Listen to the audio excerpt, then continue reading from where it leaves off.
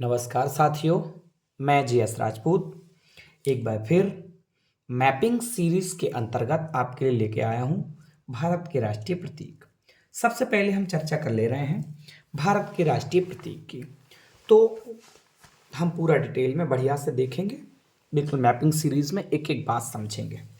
देखो, हम बात करते हैं, यहाँ ये है दिल्ली, ये दिल्ली है, ठीक है। अब यहीं से पूरी बात समझनी है, राजधानी हमारी दिल्ली है। देखो, ये राष्ट्रीय क्या बोल रहे हैं, प्रतीक। अब हमारा जो राष्ट्रीय प्रतीक है, सबसे पहले बात तो यहां से आती है कि जो भारत का राष्ट्रीय प्रतीक है उसको कब अपनाया गया। कब अपनाया गया? तो 26 जनवरी 1950 को, ठीक है। कब अपनाया गया? 26 जनवरी 1950 को अपनाया गया। इतनी बात क्लियर है। अगर हम देख लेते हैं कि जो भारत का राष्ट्रीय प्रतीक है वो है क्या, भारत का राष्ट्रीय प्रतीक है तो वो क्या है भारत का राष्ट्रीय प्रतीक। तो भारत के राष्ट्रीय प्रतीक की अगर हम बात करते हैं तो इसमें हम देखते हैं कि सारनाथ के अशोक स्तंभ से अनुकृत है। कहां से? सारनाथ के अशोक स्तंभ से। कहां से है? सारनाथ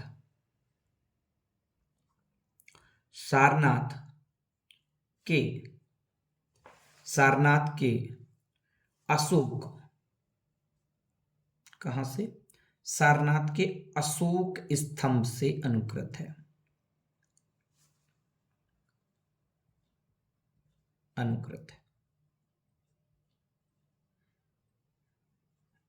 है। इतनी बात क्लियर है। सारनाथ के अशोक स्तंभ से अनुकृत है, अशोक स्तंभ से लिया गया। और अशोक स्तंभ का ये ऊपरी, जो ऊपरी शीर्ष है वहीं से एक तरीके से लिया गया, वही है, ठीक। अगर हम बात करें इसमें जो सिंह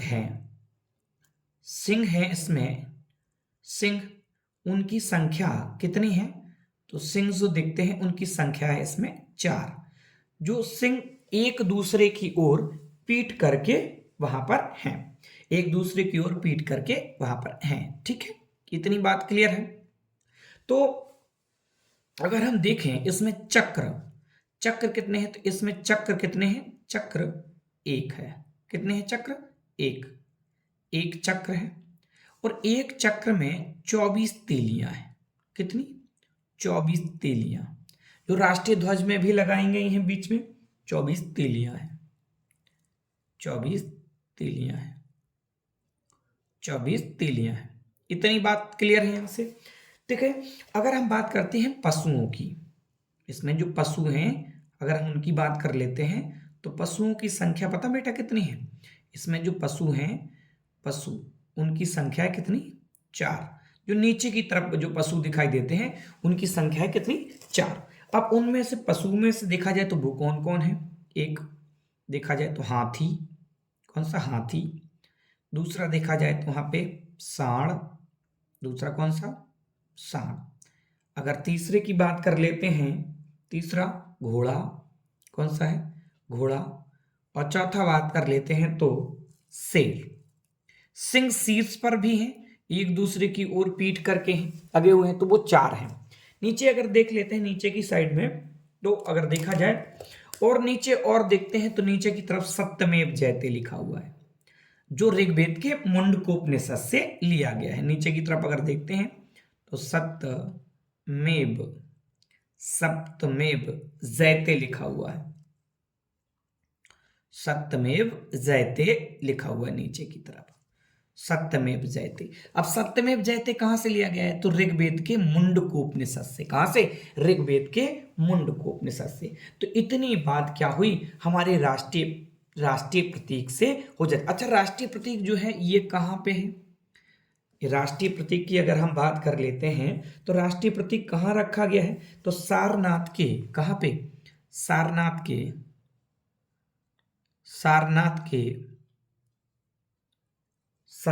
के संग्रहालय में सुरक्षित है। संग्रहालय में क्या है? सुरक्षित है, ये रखा हुआ है, यानी सुरक्षित है। इतनी बात यहां राष्ट्रीय प्रतीक से क्लियर है। अब हम आगे बढ़ जाते हैं, अपने राष्ट्रीय ध्वज की बात कर लेते हैं। किसकी? राष्ट्रीय ध्वज की। तो हम दूसरा जो यहाँ पे पहला ये पॉइंट देखे थे, दूसरा अब हम जो देखने जा रहे हैं यहाँ पे राष्ट्रीय ध्वज की बात कर रहे हैं अपनी। किसकी? राष्ट्रीय ध्वज की बात कर लेते हैं। राष्ट्रीय ध्वज। चलिए राष्ट्रीय ध्वज को देखते हैं। सबसे पहला पॉइंट वही, पहले तो अगर हम देखेंगे तो राष्ट्रीय ध्वज क्या है, तो राष्ट्रीय ध्वज है हमारा क्या? तिरंगा। इतना सभी जानते हैं, क्या है? तिरंगा। सब लोग इतना जानते हैं कि हमारा राष्ट्रीय ध्वज क्या है प्यारे साथियों? क्या है? तो राष्ट्रीय ध्वज हो जाता है तिरंगा। अब हम आगे बढ़ जाते हैं। तिरंगा को सबसे पहले क्वेश्चन तो यही बनता है, भाई इसको कब अपनाया गया? तो हम कहेंगे 22 जुलाई। कब? 22 जुलाई 1947 को अपनाया गया। कब अपनाया गया? 22 जुलाई 1947 को अपनाया गया। ठीक है, इतनी बात क्लियर है, कोई दिक्कत नहीं है। ठीक है, देखो अगर हम देखें वर्तमान वाला जो ध्वज है हमारा, उसमें अगर हम चर्चा करें कितनी पट्टियां होती हैं। वर्तमान वाला जो ध्वज है हमारा, उसमें जो पट्टियां होती हैं वो कितनी होती हैं? तो देखो यहां से पट्टियां जो होती हैं वो कितनी होती हैं इसमें? 3। कितनी पट्टियां होती हैं? 3। ऐसे ऐसे। ठीक है, इसको पूरा बनाने का प्रयास करते हैं। हालांकि देखो इसमें बीच में क्या होता है? बीच में होता है चक्र। यहां ऐसे चक्र में कितनी? 24 तीलियां होती हैं। यहाँ इसमें ऐसे 24 तीलियां होती हैं। अगर हम इसमें ऊपर वाले जो इधर ये कलर होता है, इधर ये केसरिया होता है। ये कैसा होता है? केसरिया। ठीक है, और बीच वाले कलर को अगर हम देखें, बीच वाला जो होता है वो सफेद होता है। ये सफेद होता है। नीचे और नीचे आ जाते हैं, यहां ये हरा होता है। कैसा? हरा होता है। इतनी बात क्लियर है? ठीक है, अगर हम देखें इसमें कितनी पट्टियां हो रही हैं, इसमें पट्टियां हो जाती कितनी? 3 पट्टियां। 3 पट्टियां होती हैं इसमें। कितनी? 3 पट्टियां। 3 पट्टियों को देख चुके। बीच में एक क्या होता है? बीच में होता है चक्र। क्या होता है बीच में? चक्र। बीच में चक्र होता है। बीच में चक्र में कितनी तीलियां होती हैं? तो 24 तीलियां होती हैं। अगर हम चक्र की बात कर लेते, इसका अपना रंग जो होता है, कलर, वो कौन सा होता है? कलर नेवी ब्लू होता है। कैसा होता है? नेवी ब्लू होता है। नेवी ब्लू होता है। ये जो 24 तीलियां हैं ना, ये किसको दर्शाती हैं? ये 24 जो तीलियां हैं वो प्रगति को दर्शाती हैं। किसको? प्रगति। ये प्रगति का प्रतीक है। प्रगति किसका प्रतीक है? ये प्रगति का प्रतीक है। इतनी बात क्लियर है ना बच्चा? प्रगति का प्रतीक। अब हमसे बात कही जाए कि जो यहाँ पे ये केसरिया रंग है, ये किसका प्रतीक होता है? तो ये साहस का प्रतीक होता है। किसका? साहस का प्रतीक होता है। अच्छा, और ये जो सफेद होता है वो सत्य और शांति का होता है। किसका? सत्य शांति का होता है। शांति। इतनी बात क्लियर है? और आगे बढ़ जाते हैं नीचे। ये जो हमें हरा रंग दिखाई देता है ना, हरा रंग किसका होता है? विकास का। विकास और उर्वरकता का प्रयोग होता है। ये प्रतीक होता है। क्लियर है इतनी बात क्लियर है? अगर हमसे यहां से पूछता है हमारे जो राष्ट्रीय ध्वज का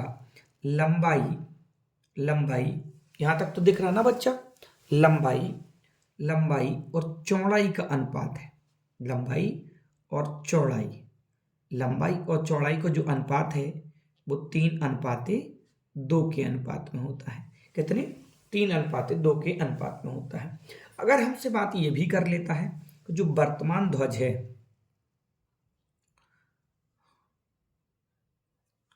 वर्तमान वर्तमान ध्वज है, वर्तमान ध्वज, वर्तमान ध्वज, इसका जो डिजाइन है, डिजाइन, वर्तमान ध्वज का जो डिजाइन है ये किसने दिया है, ये भी क्वेश्चन पूछ लेता है। तो पिंगाली वेंकैया, पिंगाली, पिग्मी वेंकैया बोलते हैं, पिग्मी वेंकैया, पिंगाली वेंकैया। वर्तमान ध्वज का जो डिजाइन है वो किसने दिया है, पिंगाली वेंकैया ने।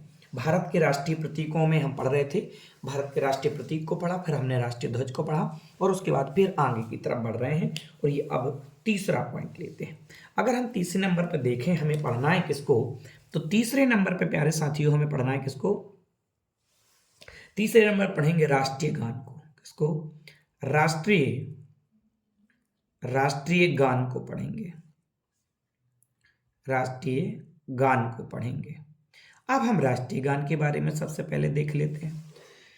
राष्ट्रीय गान के बारे में सबसे पहले देखते हैं तो सबसे पहले हमें देखना पड़ेगा राष्ट्रीय गान है क्या हमारा, तो जन गण मन, जन गण मन यहीं से शुरू होता हमारा राष्ट्रीय गान है।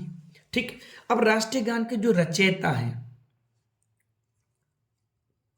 राष्ट्रीय गान के जो रचयिता हैं उनका नाम क्या है, राष्ट्रीय गान के जो रचयिता हैं उनका नाम क्या है भाई, उनको किस नाम से पुकारते, तो किसने रचा था, रविंद्रनाथ टैगोर, रविंद्र नाथ, किसने रचा, रविंद्रनाथ ने। ठीक है, रविंद्रनाथ टैगोर,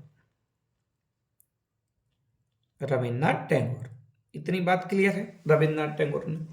अब अगर हम देखें तो हमने कब अपनाया, यहां से भी क्वेश्चन बन जाता है भाई, अपनाया यानी स्वीकार हमने कब किया, स्वीकार हमने स्वीकार किया यानी किस डेट में, 24 जनवरी, जस्ट 2 दिन पहले संविधान लागू होने के 1950 में हमने क्या किया, स्वीकार। अगर बात आ जाती है कि ये राष्ट्रीय जो गान है हमारा जनगण मन, ये लिया कहां से गया, लिया गया है, लिया कहां से गया, लिया कहां से गया, तो ये गीतांजलि से लिया गया है,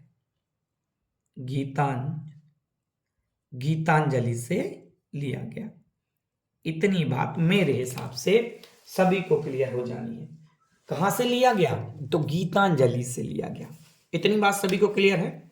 आगे बढ़ जाते हैं, अब हम देख लेते हैं राष्ट्रगान के बाद राष्ट्रीय गीत, इसकी चौथे नंबर पर चर्चा कर लेते हैं हम लोग। राष्ट्रीय गीत, राष्ट्रीय गीत, राष्ट्रीय गीत की हम लोग चर्चा कर लेते हैं। अब राष्ट्रीय गीत को हम लोग पढ़ने वाले हैं, राष्ट्रीय गीत के बारे में हम लोग जो पढ़ने वाले हैं, तो अब सबसे पहले तो जानेंगे कि राष्ट्रीय गीत हमारा है क्या, तो वंदे मातरम। क्या है, वंदे मातरम। अगर यहां राष्ट्रगान के बारे में अगर देखा जाए तो कितने सेकंड में गाया जाता है, 52 सेकंड में। अब देखो वंदे मातरम, वंदे मातरम, ये जो वंदे मातरम है ये हमारा राष्ट्रीय गीत है। अब बात आती है कि राष्ट्रीय गीत के रचयिता कौन है, जो जैसा कि यहां देखा था, तो बंकिम चंद्र, बंकिम चंद्र, बंकिम चंद्र चटर्जी, बंकिम चंद्र चटर्जी। अब इन्होंने लिया कहां से है, तो इन्होंने लिया है आनंद मठ से, आनंद मठ से। कहां से लिया, आनंद मठ से इन्होंने लिया है। अब बात आती है हमने स्वीकार कब किया हमारी संविधान सभा ने, स्वीकार, स्वीकार कब किया, तो राष्ट्रगान और राष्ट्रगीत सेम डेट है, 24 जनवरी 1950। कब है? 24 जनवरी 1950। अच्छा, अगर हम इसकी बात कर लेते कि ये स्वतंत्रता के समय बड़ा सक्रिय रहा है। जब बंग भंग आंदोलन हो रहा था, बंग भंग आंदोलन के समय, आंदोलन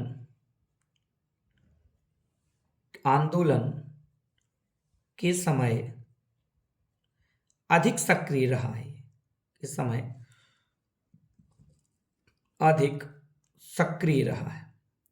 तो इतनी बात क्लियर हो गई है, सक्रिय रहा है, इतनी बात क्लियर हुई है। और हमारा यहाँ से राष्ट्रगान के बाद राष्ट्रगीत भी कंप्लीट हो जाता है। अब इसके आगे भी यहाँ पे ये अगर हम बात करते हैं, ये सबसे अधिक सक्रिय कब रहा था? तो सक्रिय रहा था बंग भंग आंदोलन के समय। ठीक है, अब हम लोग आगे बात कर लेते हैं। तो यहाँ से शुरू कर लेते कहानी को। ठीक है, देखो अब देखते हैं हम किसके बारे में यहाँ से लिखने का प्रयास करते हैं। अब हम देखते हैं किसके बारे में, तो अब हम देखते हैं राष्ट्रीय पशु के बारे में। अपने राष्ट्रीय पशु यहाँ से दिखाई दे रहा ना, यहाँ। ठीक है, राष्ट्रीय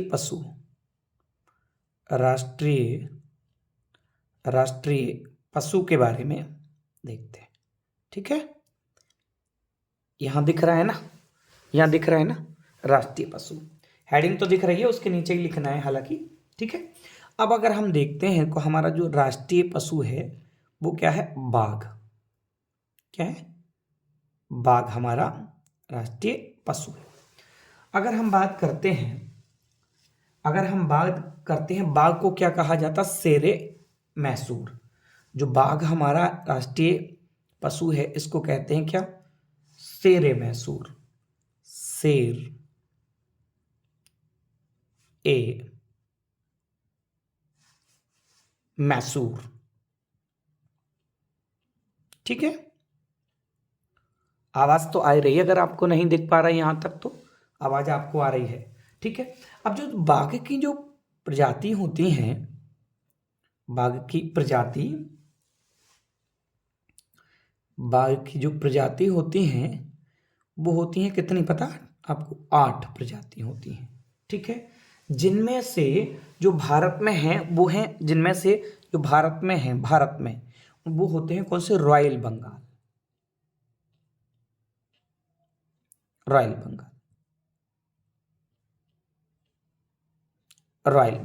ठीक है, अगर हम बात करते हैं, हम जो भारत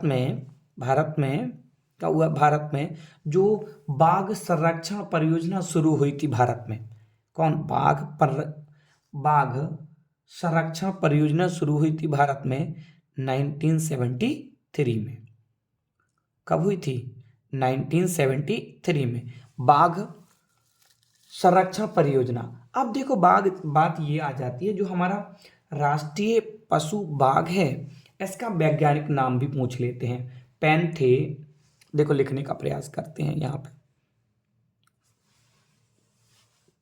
लिखने का प्रयास करते हैं। यहाँ पे 1 मिनट, क्या नाम देते हैं?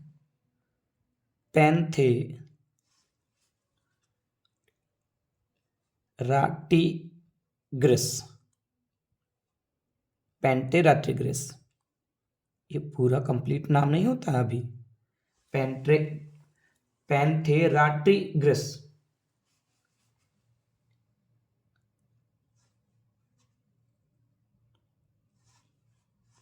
लिन्नायस। ये क्या होता है? बाघ जो होता है उसका यहाँ पे राष्ट्रीय पशु का ये वैज्ञानिक नाम हो जाता है, जो लिखा हुआ आपको बढ़िया से दिखाई दे रहा हो। अब अगर हम नीचे बात कर लेते हैं, थोड़ा और आते हैं नीचे की तरफ, तो अब हम बात करते हैं राष्ट्रीय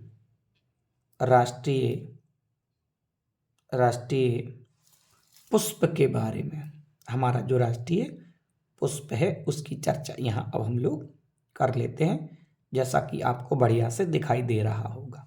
ठीक है साथियों, चल बढ़ते हैं आगे। तो अब जो राष्ट्रीय जो हमारा पुष्प है उसको तो आप जानते ही हो कि भाई कमल है, कमल है, कमल है।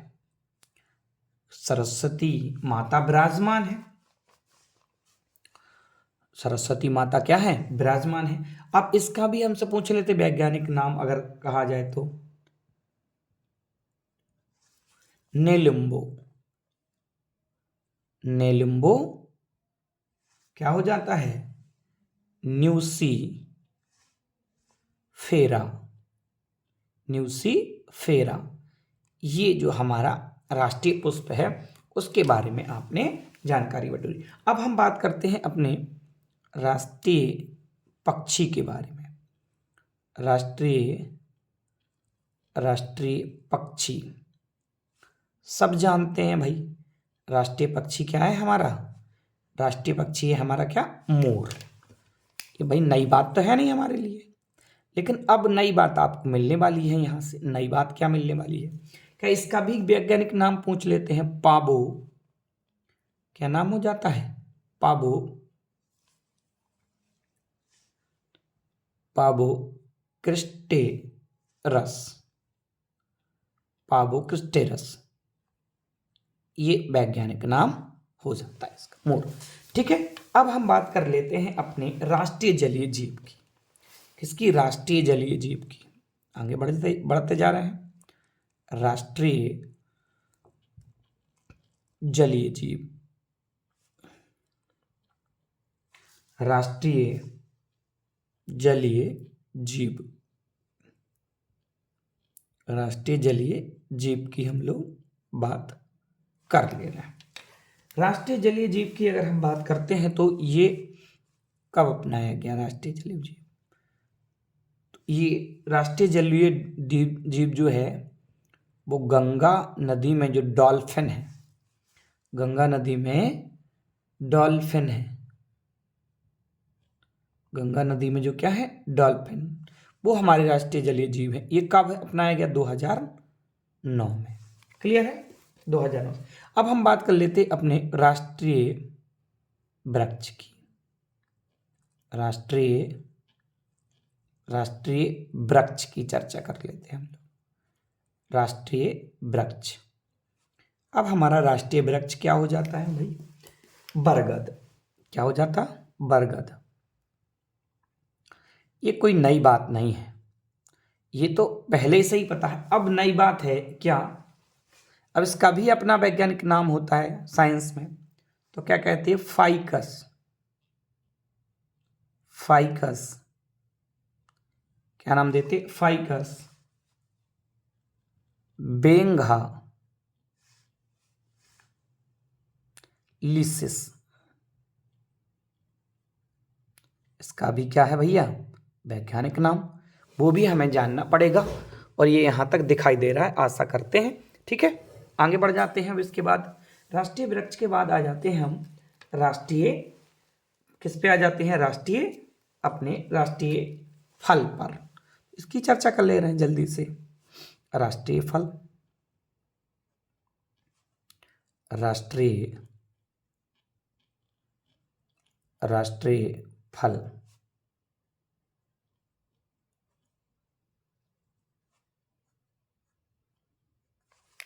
राष्ट्रीय फल। अगर हम राष्ट्रीय फल की चर्चा करें तो क्या होता है, आम। इतना आपको पता है, आम, आम। ठीक है, इतनी बात पता है। अगर हम बात करते हैं आम की, तो इसका भी अपना क्या है, वैज्ञानिक नाम होता है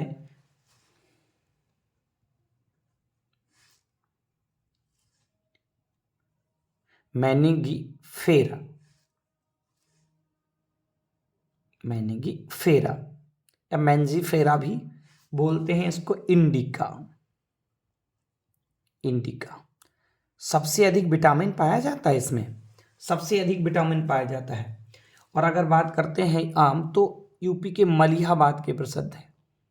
आम अनुसंधान के जो आम अनुसंधान के लिए केंद्र है वो लखनऊ में है। यूपी का मलिहाबाद प्रसिद्ध है, मलिहाबाद, मलिहाबाद,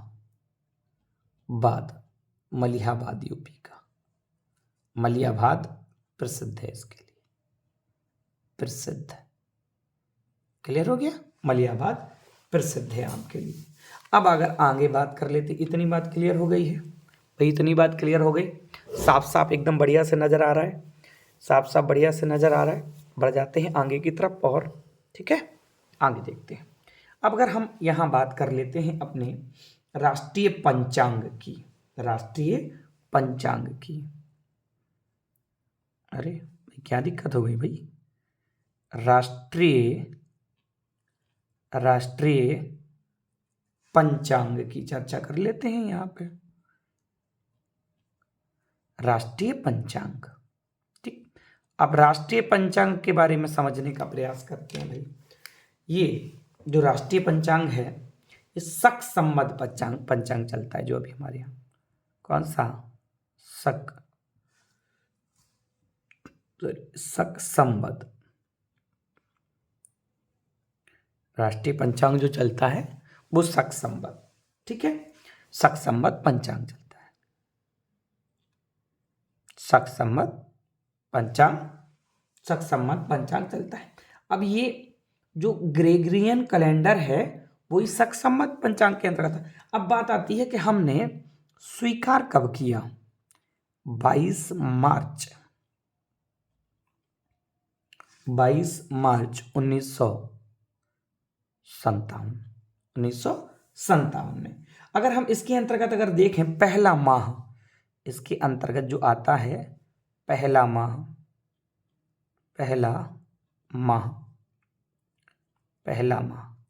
अगर इसके अंतर्गत पहला माह देखें और अंतिम माह देखें, अंतिम माह ये पूछे जाते हैं भाई पेपर में, अंतिम माह। देखो इसके अंतर्गत अगर वीडियो अच्छी लगे आपको तो लाइक जरूर करना प्यारे साथियों। अगर हम पहला माह इसमें बोलें तो होता है चैत्र। कौन होता है? चैत्र। अंतिम माह बोलें तो फागुन जिसको बोलते हैं। क्लियर है? ये तो हुआ हमारा राष्ट्रीय पंचांग। अब हम देखते हैं राष्ट्रीय मुद्रा। किसको देखते हैं? राष्ट्रीय मुद्रा।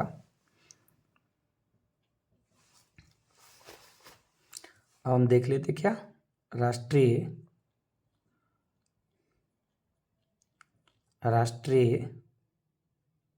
मुद्रा। राष्ट्रीय मुद्रा, तो राष्ट्रीय मुद्रा का आपने देखो पहले जो चिन्ह देखा होगा, पहले और अब अलग, पहले आपने रुपए का ऐसे चिन्ह देखा, ऐसे।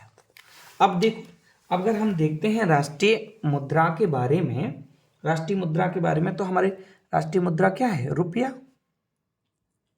रुपया है भाई, इससे छोटा आ जाता पैसा हो जाता है, ठीक है। अब देखो ये इसका जो साइन आ गया, अब जो साइन हो गया है, जो अब ऐसा देख पा रहे होंगे, ये डी उदय कुमार हैं, जो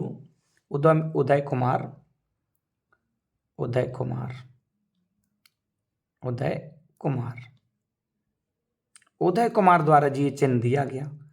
तो ये कब दिया गया? ये चिन्ह दिया गया 2010 में। यहां दिखाई दे रहा है आपको? नहीं दे रहा है, दिखाई दे रहा है, ठीक है, 2010 में दिया गया। अगर हम अब बात कर लेते हैं,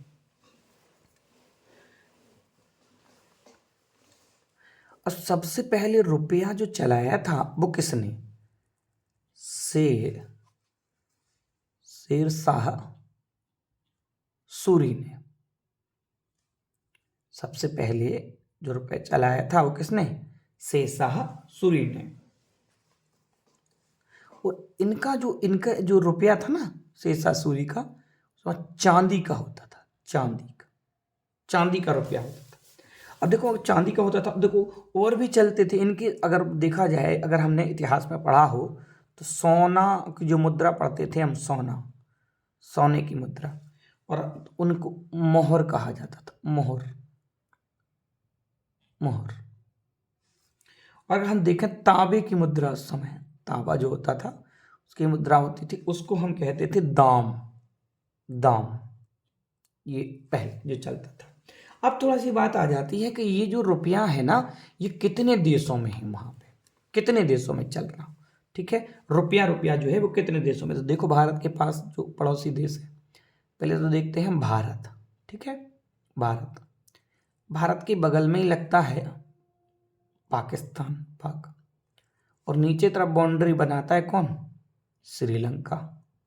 तो यहाँ पे तो होगा भाई जी, ठीक है। बगल में यहाँ आप देखते हो तो नेपाल है, नेपाल, मॉरिशस, मॉरिशस, मॉरिशस, और क्या होता है मॉरिशस के बाद, सेशेल्स, सेशेल्स लेते हैं उसको। इतने देशों में ये रुपया चलता। अच्छा, कहीं कहीं रुपया भी चलता, रुपया, रुपया, रुपया। अब जो रुपया भी बगल वाले ही देश में है, कहाँ पे, इंडोनेशिया में, ध्यान देना, इंडोनेशिया, इंडोनेशिया, ठीक है ना, इंडोनेशिया, इंडोनेशिया में रहता है ये। अब देखें, अगर रुपया है, ये भी कहीं चलता है, तो कहाँ चलता है ये, मालदीव में, मालदीव। इतनी बात क्लियर है, इतनी बात क्लियर है। तो ये हमारी जो राष्ट्रीय मुद्रा थी, वहां से ये कंटेंट हो जाता है। अब आगे की तरफ हम लोग बढ़ जाते हैं और अब फिर समझ लेते हैं आगे राष्ट्रीय नदी। राष्ट्रीय नदी, राष्ट्रीय नदी जो हमारी है वो कौन है भाई, कमेंट जरूर करेंगे आप। राष्ट्रीय नदी, राष्ट्रीय नदी जो हमारी है वो क्या है, गंगा, गंगा। अगर हम गंगा नदी की बात कर लेते, राष्ट्रीय नदी का दर्जा हमने कब दिया, तो 2008 में। गंगा नदी की लंबाई की अगर बात कर लेते तो 2525 किलोमीटर, भारत के 5 राज्यों से गुजरती है। भारत में इसकी लंबाई 2071 किलोमीटर है, ठीक है। उत्तर प्रदेश में जौनपुर से एंटर करती है और बलिया से बाहर निकल जाती है। हालांकि हम राष्ट्रीय प्रतीकों को देख रहे तो जितना काम है हम उतनी ही चर्चा यहाँ पे करेंगे, ठीक है। चलो आगे बढ़ जाते हैं। अब हम देख लेते हैं यहाँ पे क्या, राष्ट्रीय भाषा अपनी, राष्ट्रीय भाषा, हमारी राष्ट्रीय भाषा क्या है, ये हम लोग देखने वाले हैं। चलिए, राष्ट्रीय भाषा, तो अगर राष्ट्रीय भाषा देखा जाए तो हमारी राष्ट्रीय भाषा तो नहीं है, कोई नहीं।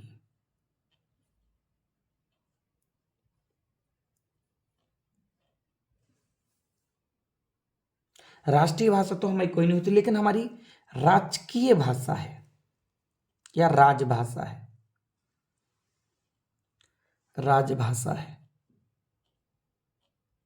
राजभाषा।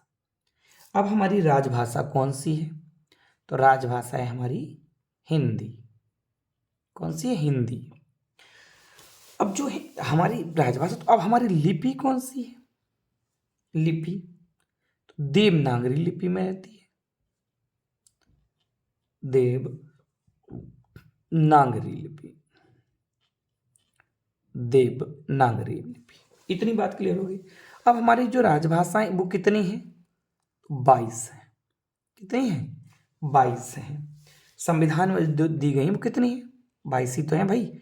8वीं अनुसूची में 22 भाषाओं का उल्लेख ही तो है। संविधान में कितनी भाषाएं, 22 भाषाएं, ठीक है। अगर हम देखते हैं जो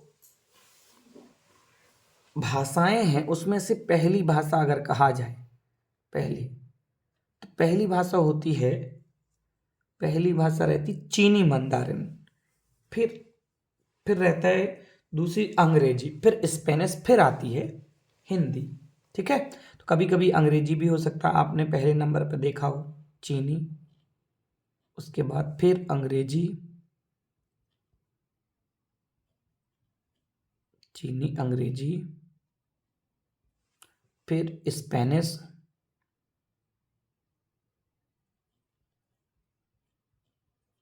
स्पेनिश, फिर क्या आता है, हिंदी। इतनी बात क्लियर है? इतनी बात क्लियर है? सब कुछ आपको बढ़िया से दिखाई दे रहा होगा, इतनी बात क्लियर होगी आपकी। और अब लास्ट में अगर हम देख लेते हैं तो देखते हैं क्या यहाँ दिखाई देगा, यहाँ दिखाई देगा, बिल्कुल दिखाई देगा। और लास्ट में हम देख लेते हैं क्या, राष्ट्रीय, अपना राष्ट्रीय जो खेल है, राष्ट्रीय खेल, राष्ट्रीय खेल, राष्ट्रीय खेल, राष्ट्रीय खेल की अगर हम बात करें तो राष्ट्रीय खेल क्या हुआ हमारा, हॉकी। उत्तर प्रदेश का भी राजकीय खेल हॉकी है, पाकिस्तान का भी राष्ट्रीय खेल हॉकी है। हॉकी, हॉकी का अगर हम स्वर्णिम काल बोलें, हॉकी सबसे ज़्यादा प्रसिद्ध था जिस समय खिला हॉकी का स्वर्णिम काल, तो 1928 से लेकर 1956 तक का जो समय रहा, ये जो समय रहा हॉकी का स्वर्णिम काल रहा। हॉकी का स्वर्णिम काल, स्वर्णिम काल, ये हॉकी का स्वर्णिम काल रहा। तो साथियों, ये हमारा चैप्टर अब फिनिश होता है, सारा कुछ बढ़िया से लिख दिया है। ये हमारी क्या है, राजधानी दिल्ली है ये, ठीक है, ये दिल्ली है राजधानी। और यहाँ पे अब ये जो राज्य निकल के आया है ये लद्दाख है, ठीक है। बस ऐसे ही लिख रहा हूँ इनको, कोई विशेष काम नहीं है इनका। ये जम्मू है, जम्मू एंड कश्मीर है, ठीक है। ये हिमाचल प्रदेश है, और ये यहाँ ये पंजाब है, पंजाब। यहाँ ये हरियाणा लगता है दिल्ली से, हरियाणा। बस ऐसे ही सिखाने के लिए बस भर दे रहा हूँ इनको, हो गया चैप्टर। ये उत्तर प्रदेश है, उत्तर प्रदेश। और ये क्षेत्रफल में बड़ा राजस्थान है, राजस्थान क्षेत्रफल में बड़ा। इनके नीचे की तरफ अगर हम आएंगे तो यहाँ पे ये मध्य प्रदेश है,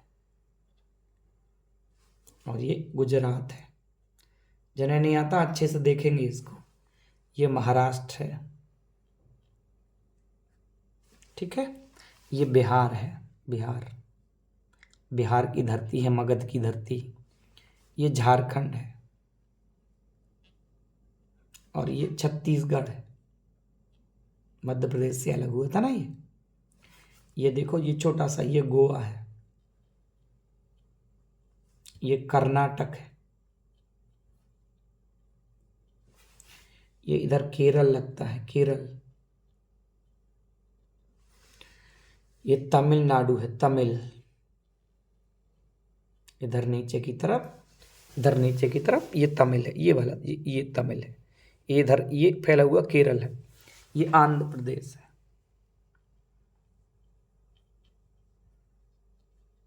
तेलंगाना है, तेलंगाना। ये उड़ीसा है,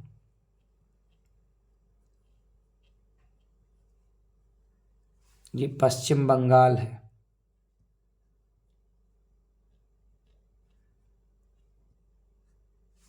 ये इधर ऊपर की तरफ ये छोटा सा सिक्किम है, बीच में असम है,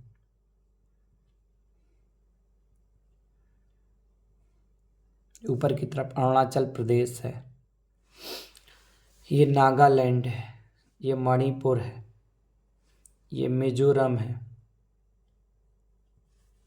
ये त्रिपुरा है, मेघालय है, मेघालय। इतने सारे राज्यों के नाम लिख गए हैं। तो आशा करते हैं आप राष्ट्रीय प्रतीक अच्छे से समझ गए होंगे। वीडियो को बहुत प्यार देंगे और सभी को के साथ शेयर करेंगे।